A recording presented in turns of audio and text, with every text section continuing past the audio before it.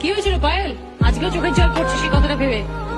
Basically খুব emotional আমি তো, মানে কেউ যখন মানে ডিচ করে চলে যায় আর আমি মানে খুব ভাবি সামটাইমস যে একটা সময় সেই মানুষটার জন্য আমি আমার ফ্যামিলিকে প্রচন্ড ভাবে ইগনোর করেছিলাম।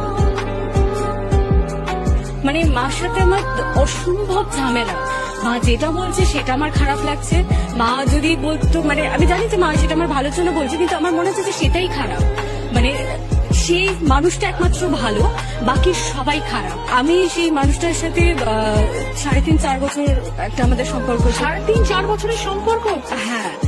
তো তারপরে এই 3.5-4 বছরে আমি দেখিনি এমন কাউকে যে ওই মানুষটিকে দেখে বলেছিল যে তোর জন্য ঠিক আছে।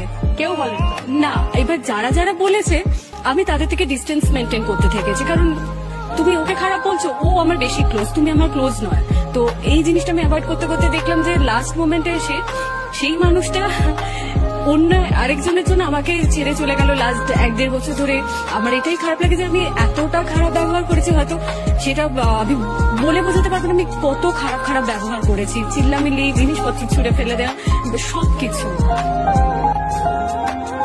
তো আমার মনে হচ্ছে যে ওইটা আমার লাইফের খুব ভালো ডিসিশন ছিল, যেটা আমি নিতে পারিনি সেটা সেই মানুষটা নিয়ে গেছে। সেই মানুষটা আমার লাইফে নেই বলে আজকে আমি এই জায়গাটা নিজের জন্য তৈরি